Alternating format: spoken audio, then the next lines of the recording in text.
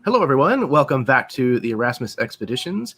We are back with episode number 26, I believe, of the Help Action series, where I bring a guest on and we talk about a specific topic. I do a little bit of interview. We take some questions and give some answers from you guys in the audience. So as you can see down below me, if you have a question, just preface it with a question so that way I have a good chance of seeing it in the chat. But I'm very excited tonight. Tonight we are going to be talking about terrain and miniatures, and I could not be more amped to have as my guest joining me tonight, Matt Smith from Czarofhappiness Props. Matt, you son of a bitch, how are you? I'm fine. How might the people know your work?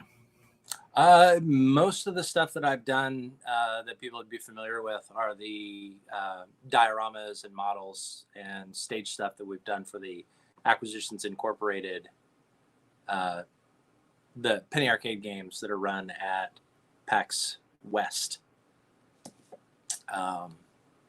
That's definitely the most frequently seen stuff that we do. So all those crazy little nerd dollhouses that people have been looking at on the table for the past several years were built here. It's amazing.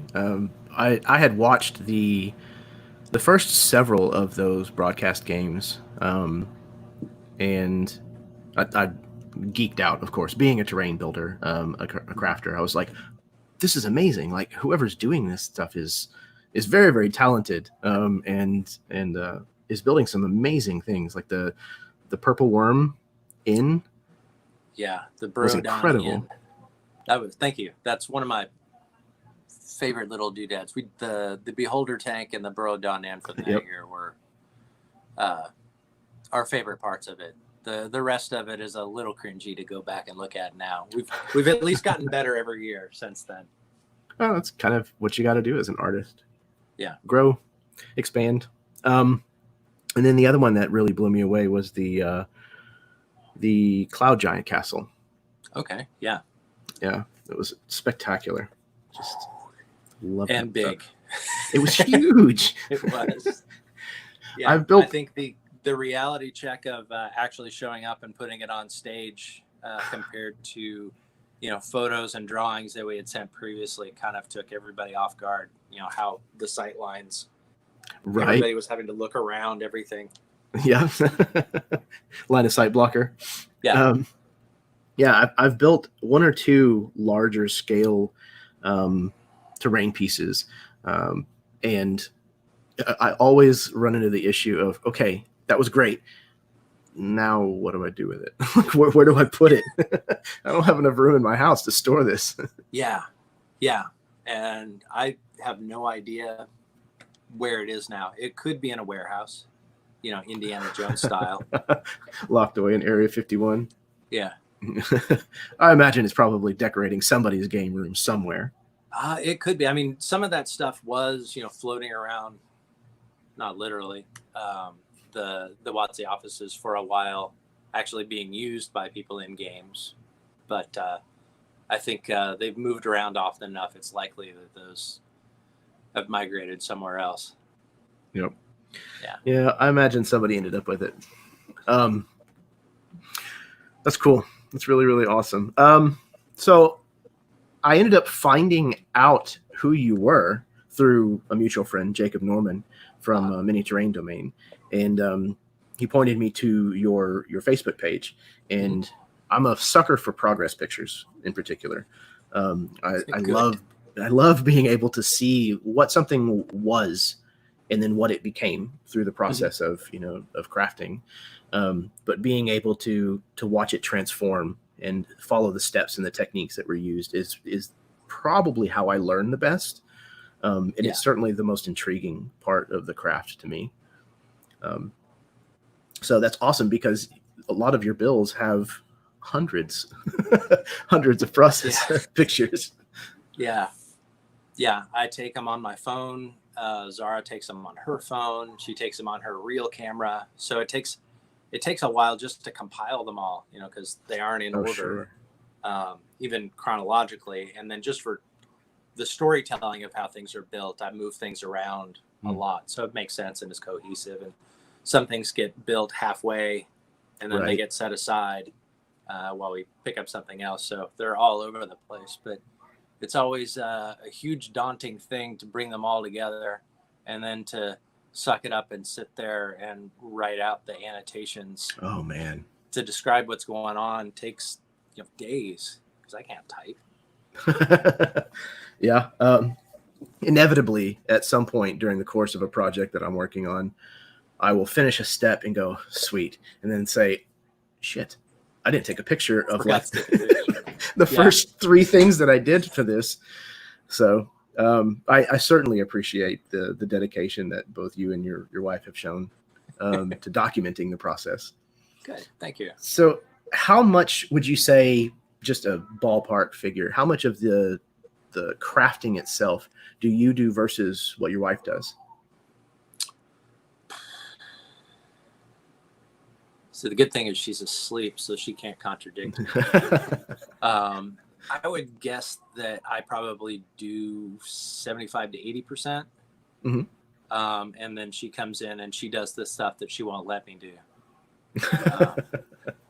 Like the shingles on the roof on Flinders, Flinders Apothecary building. She made and hand laid every one of those shingles on her own because she's like, I'm going to do it slowly and I'll do it and it'll look good. So you don't touch it. So Flinders was inside the house being shingled while I was out in the workshop building the interior and the vault level. But she's very collaborative the whole way through. So even if I'm physically doing the work, a lot of it's been talked through with her, and sure, she helps troubleshoot things up front, and then we just kick around ideas and decide what to include, what not to include, and when we just can't pull something off, or we'll come up with something interesting to throw in there. That's funny. My wife is very much kind of the same way. She's very meticulous. She likes meticulous work. So if I have a job that is incredibly tedious, then I typically will ask her, I was like, do you by chance want to do this? Because I need like 150 of these. She's like, yeah, absolutely. So I'm like, here you go. That is a good deal. Yeah. I was glad I didn't have to lay all those shingles. That was too much. That is a lot of work. Do either one of you have a formal artistic background at all? My degree was through an art department. She is a scientist. She never really got to touch art until now. She's kind of surprised by the sheer talent she has for it. But yeah, my degree was through an art department. It was going into advertising, so it started off with a lot of fine art training, the sculpting, drawing, painting, right, and then shifted over into conceptual thinking and design and all that crap that you do on Mad Men. That's definitely the part of my artisticness that I feel lacks is like I can design something, but it doesn't have typically, at least I feel, it doesn't have a marketable approach. It's not, I do a lot of overlays and like banners for my games and things like that. And I'm horrible at, making sure the font looks good and like the placement of it is right and it's not dominating the whole picture and all that kind of stuff. So yeah, layout work. Yes, layout work. Definitely something I need. I was really fortunate to get to do a lot of that. And when I was going through school, it was really literally just at the threshold of the computerization of the industry. So my type design class was actually physically hand drawing, kerning, oh wow, and all of that by hand. Right. Really get a better appreciation for how to do that. Even though most typefaces are set up fairly well, you can always tighten things up a little better. Yeah, that's definitely a part of my repertoire that I would like to work on more. And I think it's one of those art forms that I think formal education is probably the best way to to learn how to do that, as opposed to the trial and error of a lot of other art forms. I can see that. I mean, it definitely gives you the opportunity to be instructed on some things. Mm. You know, as far as, you know, somebody showing you, pointing out how to kern a letter, you know, if you have a straight and a curved letter, how close you can get them, and explaining why you're doing that, as opposed to trying to suss it out on your own. But, you know, with all kinds of artistic stuff, it's really the doing it gets you better at it. But having somebody give you some guidelines definitely doesn't hurt.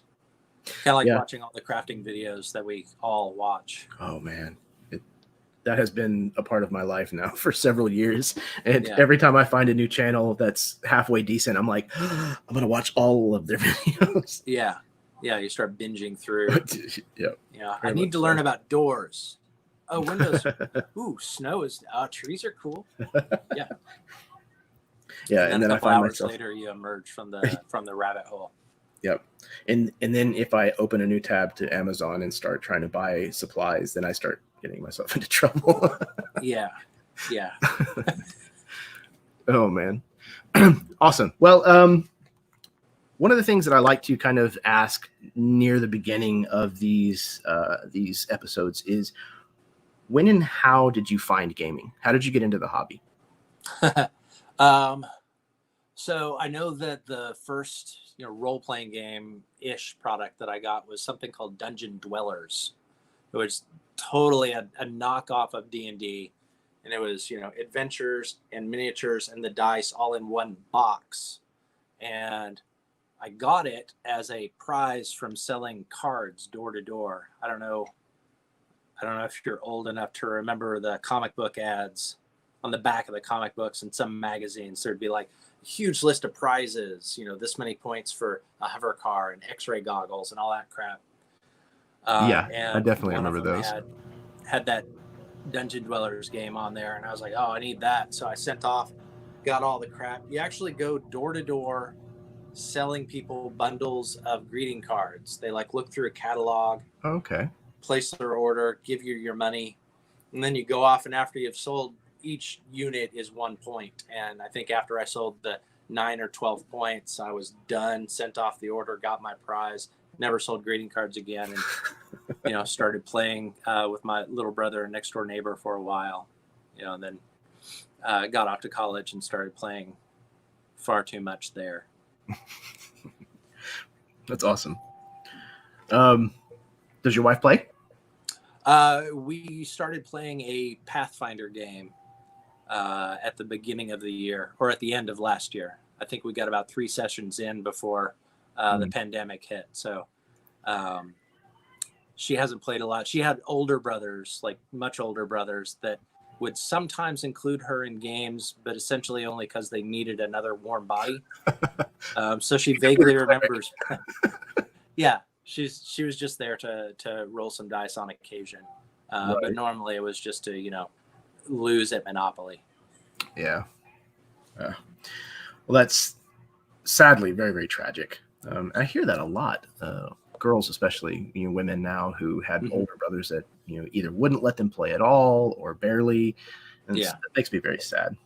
Yeah, I think in this case it was, I would have taught her. Yeah, I'm pretty sure it was just an age thing. She was, you know, many years younger, so she was not up at the same sophistication level when they were playing. Makes sense. Yeah, for sure. Cool. Okay.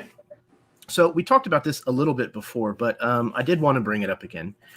I at least can definitively trace my love for miniatures and terrain back to my childhood. Speaking of being children, I frequently played with action figures and the vehicles and the play sets and stuff that all kind of came with. And you even mentioned the term earlier, again, nerd dollhouses, which I think is hilariously apt. But what brought about your appreciation for using these kinds of elements in your games? Yeah, I mean, I also had many Star Wars figures and playsets and vehicles. But when I was running a game back when I lived in New York, upstate, not real New York. I would build stuff to augment the game, like a campfire or a castle wall or something like that. Much more simple, straightforward, foam core and stuff like that. Basically, just to help flesh out a scene just a little bit to give some visual cues and kind of a shared narrative for what's going on. And then it sort of snowballed once I started doing it for the Acquisitions Incorporated games. So you weren't doing like large scale production work until no, that was the first proper terrain was for those games. Everything else before that was little things for Sculpey. Like I made little versions of the miniatures that were sleeping under blankets for when they were camping and attacked in the middle of the third watch or whatever was going on, because you can't get attacked on the first watch. That's silly. Exactly. Yeah, so most of the stuff that I'd done before were more like scattered terrain.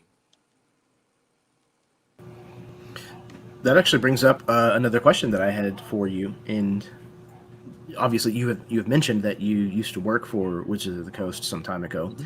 But how did that transition into like your current connection with the company? What was the conversation like that kind of led to you having this job? Okay. It's a fairly straightforward process. While I was there, I did a little bit of little prop making, little doodads and things. I made some giant rubber ducks look like dragons for a local, the community fair, summer fair that takes place. They did something where they had giant rubber ducks that they wanted businesses to decorate. And so I turned them into dragon ducks for a few years for them. I did a model, basically a Rod of Resurrection. Created a Rod of Resurrection that was essentially, it was a trophy gift for the vice president of our legal department, who had managed to secure the video game rights to D&D, which was a huge thing at that point in time, because we knew that video gaming was just going to keep getting more and more popular. And I got to do the last few books in 3.5, version 3.5, the ones that had those awesome sculpted covers that Henry Higginbotham did. The last few that they did, they really simplified the process, made it just the trade dress was a straightforward cover with a frame and a central element. And I got to do those for the Spell Compendium and the Magic Item Compendium.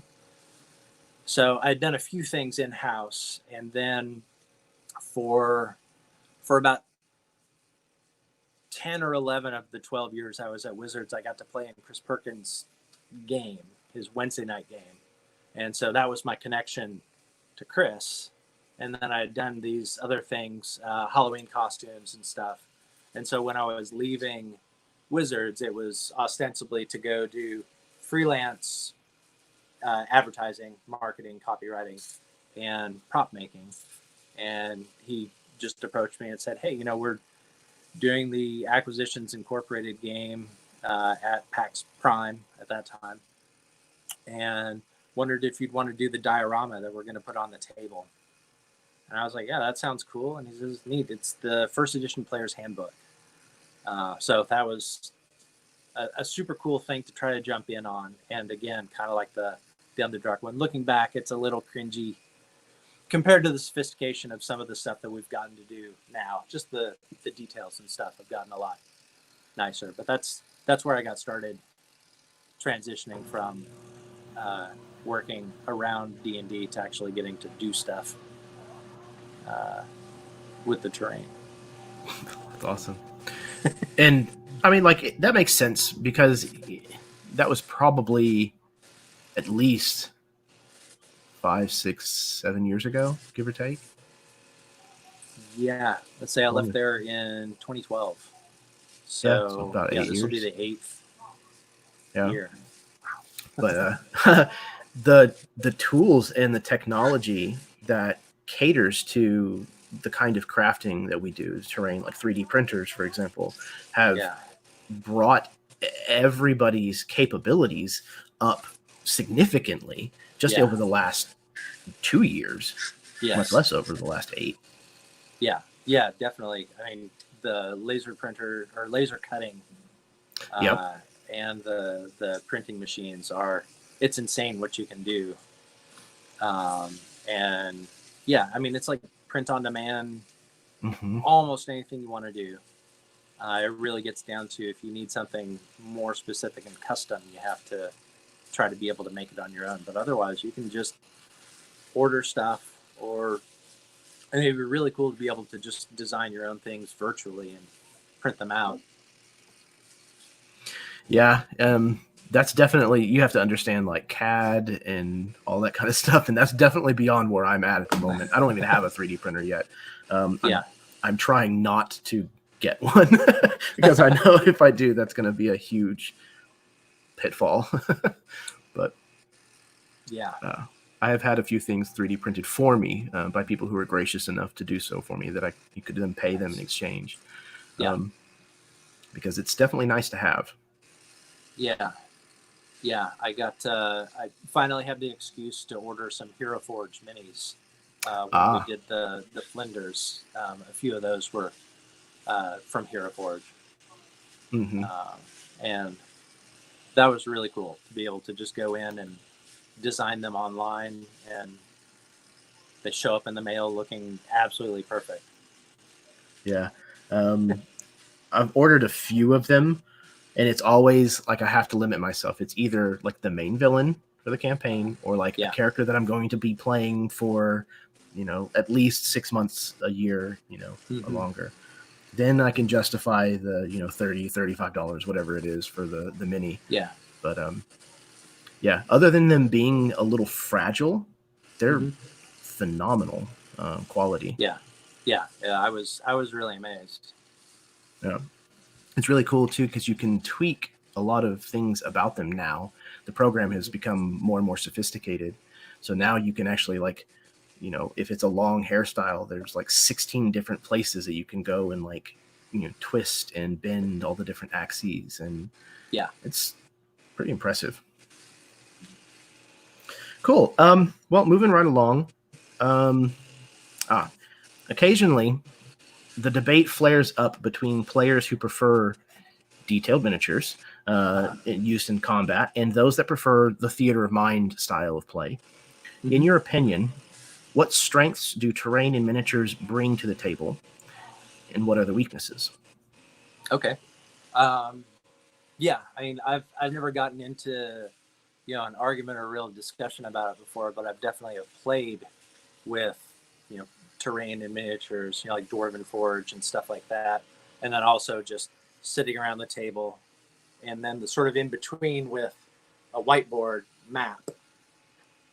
So if it were up to me, I tend to like having the miniatures and terrain and stuff like that, mainly because of the shared narrative that it offers. Everybody's kind of on the same page as to where you are, what things look like, and stuff like that. And whether you're, hardcore, tactical miniatures, like in D&D 3.0, 3.5, that was definitely like skirmish miniatures with role-playing rules are available. It lent itself to the miniatures and tactically moving and stuff like that. So you kind of needed terrain to play that game system.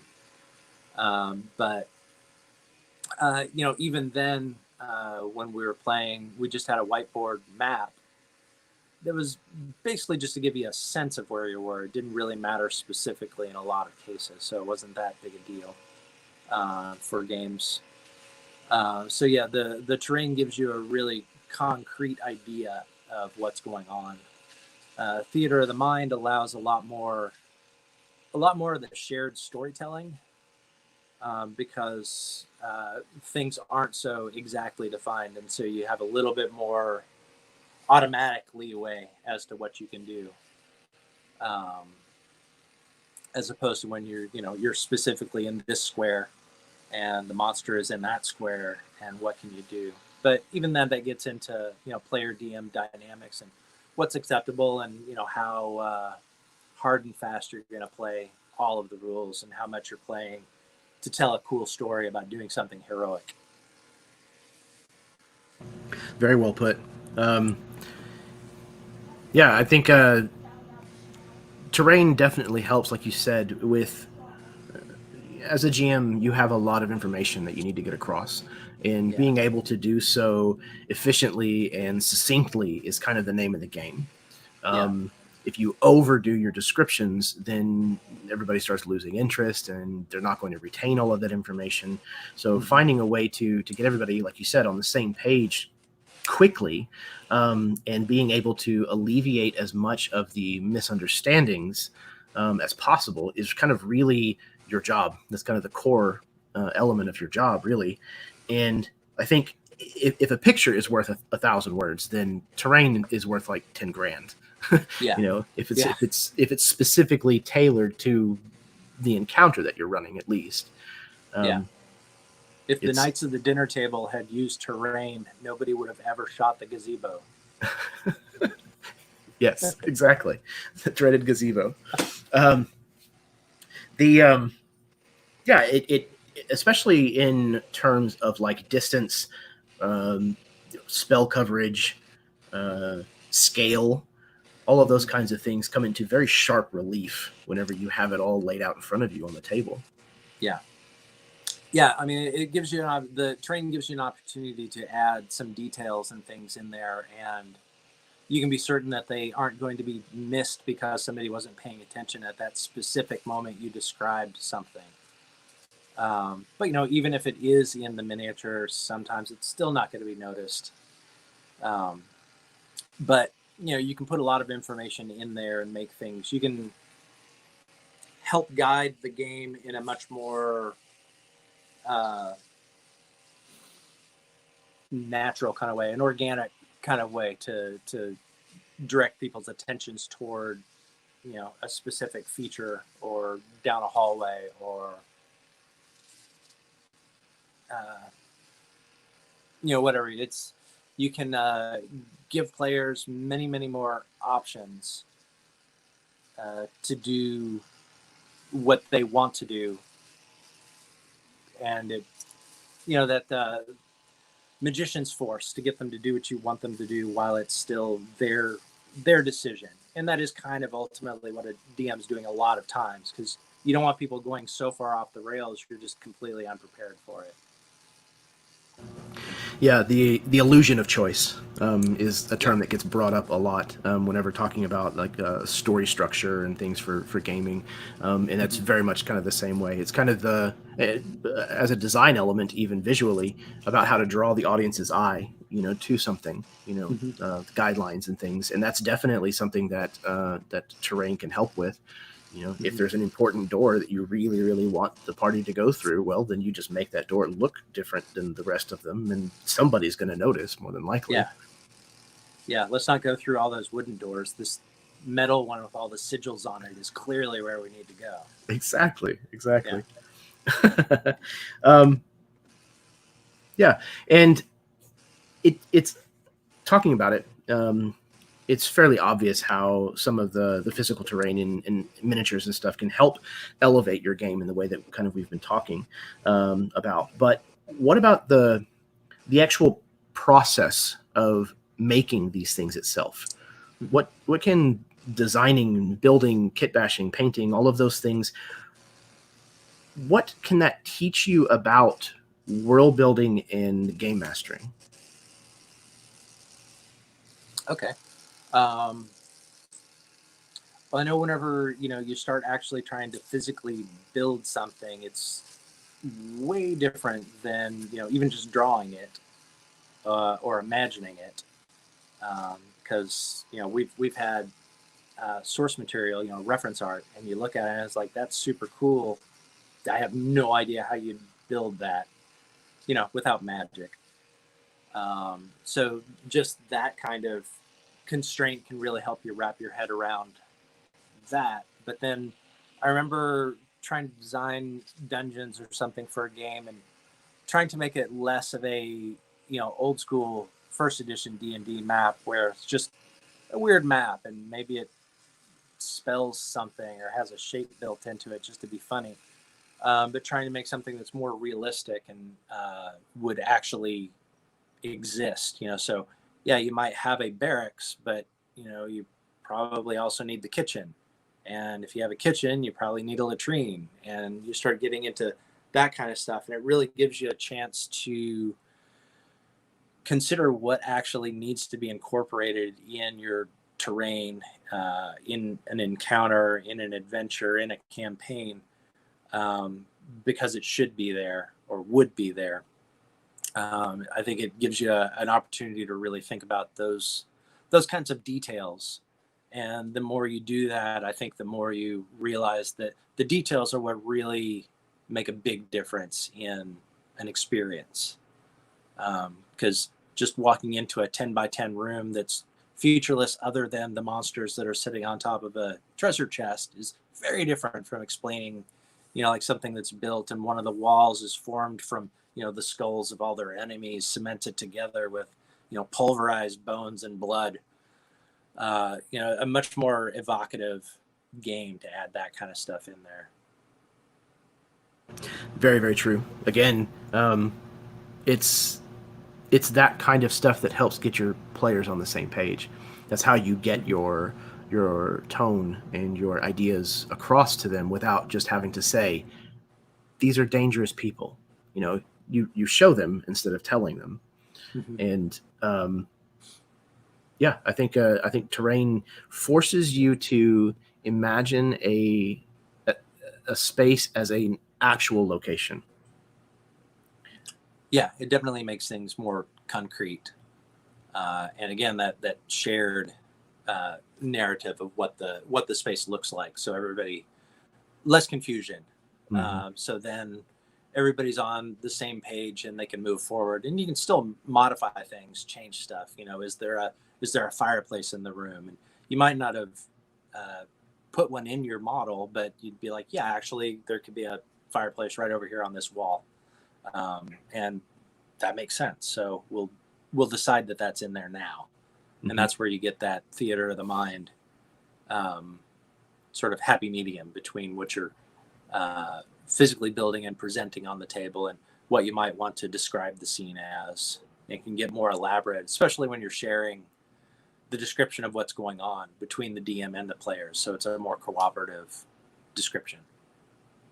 Yep, absolutely. And that's a thing that you have to kind of learn as an artist anyways, is being okay with killing your darlings is kind of the phrase that gets thrown around that I've heard a lot. You might really, really be attached to the thing that you spent a stupid number of hours building and researching and painting. And then you put it on the table and somebody asks a very simple question that you should have thought of, but mm-hmm. didn't. And having the flexibility of an artist or as an artist to say, you know what? Yeah, you're absolutely right. This over here is now that instead. That's fine. Yeah. Yeah. Not letting it bug you.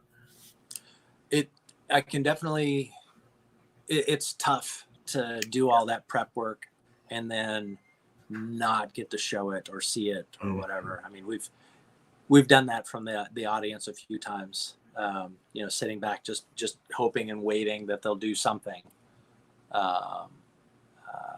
getting to explore all the crazy things that we did, and not seeing all of them. Mm-hmm. But we also try to shove so much stuff in there, you can't possibly find it all. Yeah.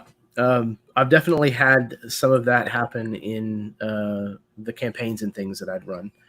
They'd miss entire wings of something that I had, written out and detailed and had, the list of treasure like broken out. And so there were definitely some growing pain, learning lessons early on. But having the capability of adjusting on the fly and improvisation is mm-hmm. absolutely crucial, even with physical terrain.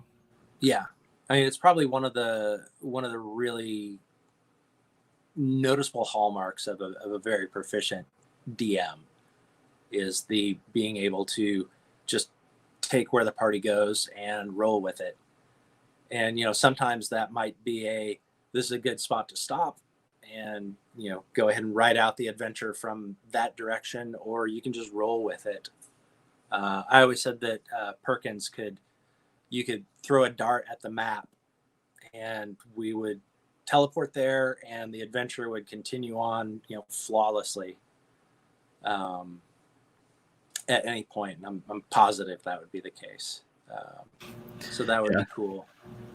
I was not that as proficient the last time I ran a game. My campaign was ending with a siege of a city, and I knew that I was going to have 6 different potential encounters. Basically wherever the party wanted to go, there were 6 enemy forces coming all at once, and I was going to have the party take their choice of one of them, and then the city would take care of the rest. But since I didn't know where they were going to go, I wrote all 6 encounters. So I knew that most of that work was just going to, stay in the binder. Yep. I have a campaign that I wrote, and I think it's this thick, and pieces like individual pieces of notebook paper and printed out things and drawn maps and stuff like that. It's ridiculous. It's absurd. Wow. But going back and looking at it is a good catharsis to say, I don't need to do this anymore. I really don't. I don't have to do that anymore. It was nice that I did it then. It's cool to go back and look at it now, but I don't need to do that again. Yeah. You've gotten your brain stretched out enough to know what needs to be in there and where the holes might be, but you don't have to fill them until you get there. Your campaign can be in the fog of war. Yeah, absolutely. And I think that's probably also, I would have to say, a mark of a very proficient dungeon master is it's not about being able to necessarily do all of the things perfect or well. It's being able to understand what your weaknesses are and what your strengths are, and prepping for your weaknesses and embracing your strengths and relying on them. Yeah. Yeah. If you are a good extemporaneous speaker, you don't have to write out your soliloquy. You don't have to worry about your villain monologuing poorly. I love playing villains. Yeah. I get to be such a nasty jerk as a villain. It's so much fun. Awesome. Okay. Let's see. What else do I got here? One of the other questions that I wanted to ask you specifically, having looked through the process pictures like we talked about for several of your builds, I can tell that you come across, at least, as a very detail-oriented person. Does this approach translate to your prep work as a DM? I know it's been a while. Yeah. What does your prep work kind of look like when you do? For these things, it starts off with just a conversation with now Jeremy Crawford, talking about what the adventure is going to be, what crazy hijinks the crew is going to be getting into and where that might be located. And sometimes we'll have reference art. Sometimes we'll just have a general description to go off of. And we basically start from there doing pencil sketches, and then eventually something more refined on like Adobe Illustrator to start laying out a map. And Illustrator is one of those things that I was fortunate enough to learn while I was at school with the design stuff like that. So it definitely is. It's the tool I rely on most to help me design things, because I can draw to scale. I just open up a template that's 200 inches by 200 inches and just draw on many, many layers over the course of a project.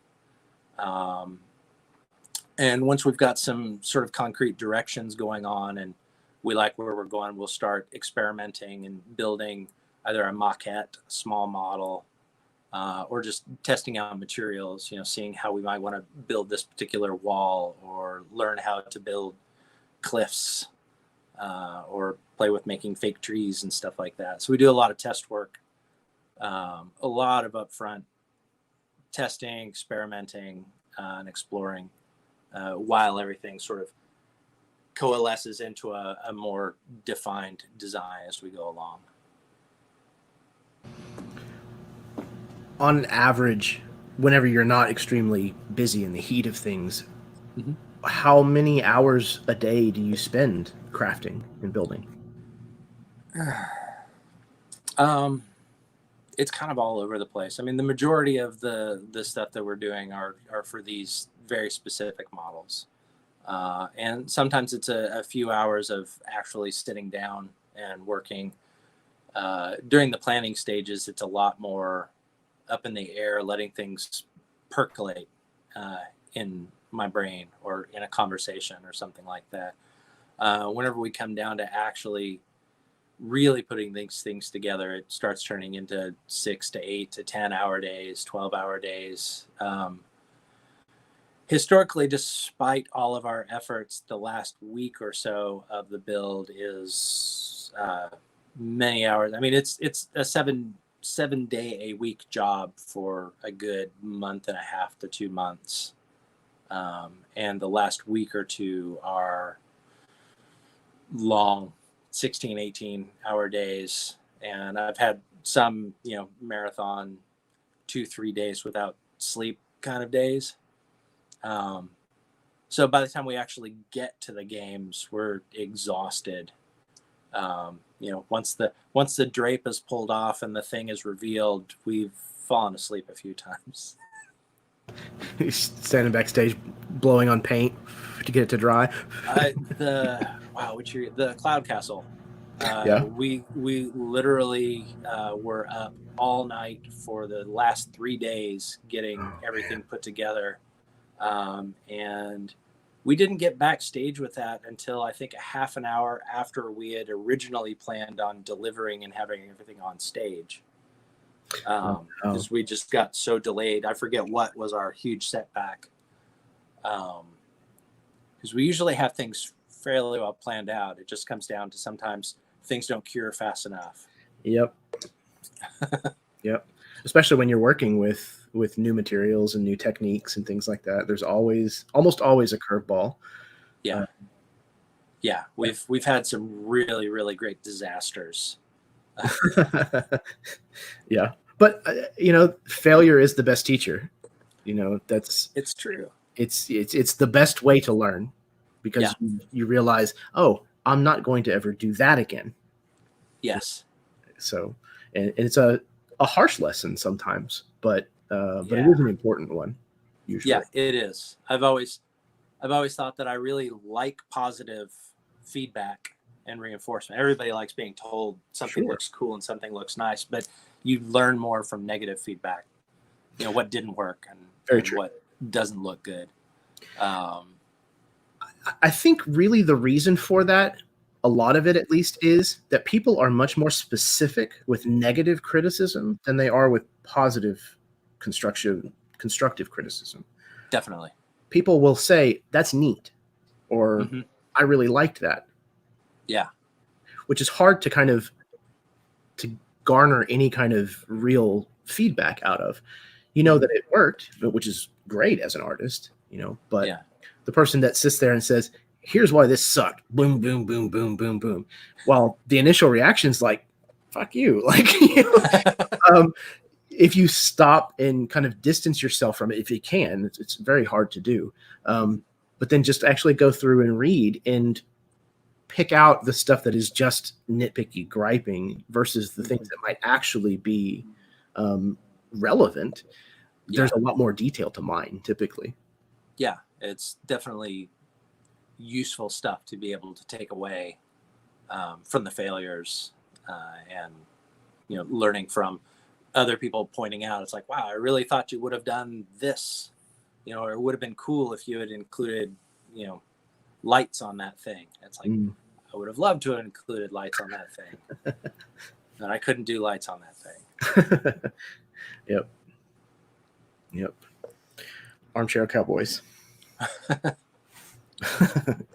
Okay, cool. I've got another talking point that I'd like to bring up, and since we're kind of just talking about the process involved in making these kinds of things anyways, one of the things that almost always at least, comes up during a project is the trade-off between form and function. We were just kind of talking about this. I couldn't put lights in this.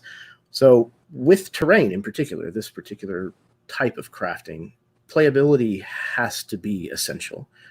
You have to have enough flat space to fit your miniature's bases inside of. If the walls are too tall, it restricts visibility. If there's certain details that are too small or fine, then it makes them very fragile and prone to breaking. How do you address these specific kinds of needs with a particular build while not sacrificing too much on the overall appearance of the final product? Okay. Yeah, it's definitely been back and forth with the builds that we've done for the AI games. Definitely, even when we aren't certain that they're going to use miniatures, we do like to make those flat spaces and areas that the minis can go. So designing for stuff like that, sometimes you have to be a little off with what you're building, like a staircase.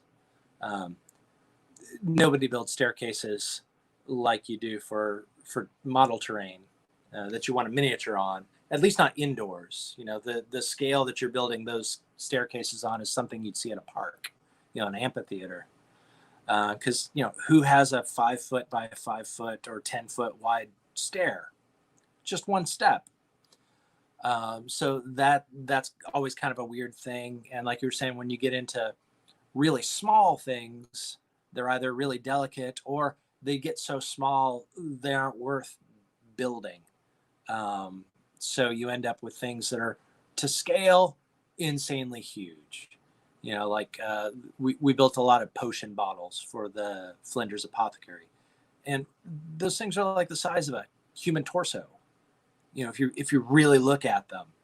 But I think that we've all sort of collectively, when we're looking at terrain, are willing to allow that kind of disconnect because we all know what it's supposed to be, and they could have been tiny bottles on a tiny shelf, but the shelf's there, the bottles are there, we all know what it is, and so they're going to work just fine. So it is nice whenever you can get stuff that works to scale and works with the miniatures for that logistical purposes as well.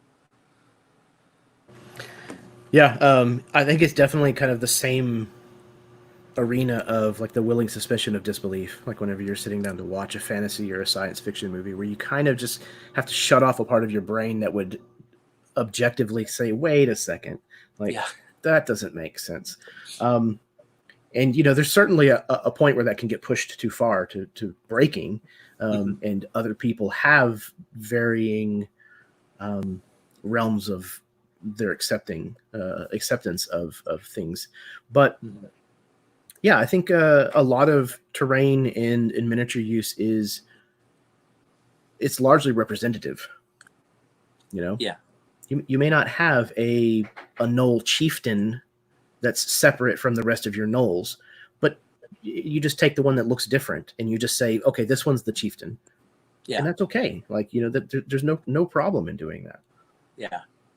You poster tack a Lego hat onto that guy and he's now in charge. Exactly. Yeah. Yeah. You don't have enough goblins, so dice. They're now goblins. Yeah, you go old school, and all the quarters are gnolls and the dimes are kobolds. The M&Ms are the archers. If you kill one, you get to eat the M&M. Yeah. Well, man, that's all the stuff that I have that I came up with to discuss with you. Cool. It's been awesome getting the chance to kind of know you a little bit better and talk shop with you. Yeah. No, that was fun. So let people know where they can find you on the internet. Okay. We've got a very simple portfolio type website set up. That's just Czarofhappiness.com. And then the Facebook page, Czarofhappiness, and Yahoo. Twitter is Czar of Happiness.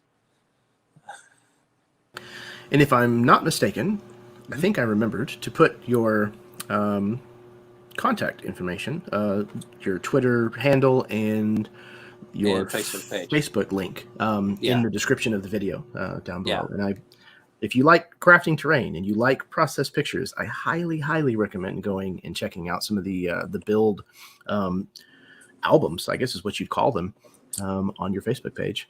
Yeah, any of the albums that have making of there you go.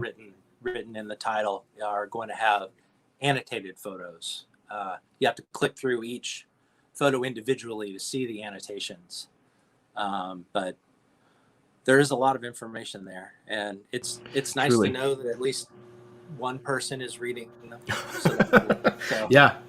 Again, it's to me, it's a treasure trove. Yeah.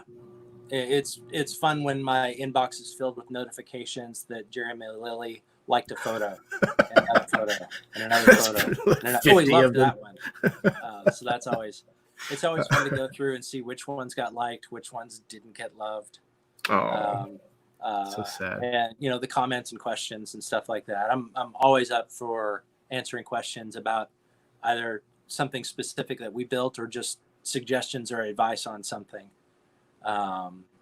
Depending on what's going on, I can be more or less elaborate with a response, but it's always fun getting to answer questions and help sort out things. That's awesome. And I know from me personally, at least, I've sincerely appreciated the fact that you've been so candid and open about what it is that you do. Sure. Yeah. I think there's so many people out there sharing so much good information. I'm not doing anything any different. I've been lucky enough to have stuff that's, been kind of loudly out there on a few occasions, but so much good information out there online, all the different crafters that both of us have run into. So I just want to be as good as I can. I think you're doing all right. I can definitely say that even if it wasn't for all of the success that you have managed to garner, that just on sheer talent and the understanding and knowledge and technique that you have it would stand on its own. Absolutely. You. Fantastic, man. Well, Matt, thank you so much for agreeing to come on and be my guest. Absolutely. Thanks for inviting me. Absolutely. All right, everyone. If you tuned in this evening and watched along with us live tonight, thank you very, very much. Thank you as well if you might happen to catch this in the future. And if you like what you saw, hit the like button, subscribe, all of that good stuff. There are 25 previous episodes of the series that you can check out. All of them have been fantastic so far, and I hope the next 25 are as fantastic. But until next time, may your dice roll high and your stacks always be within reach.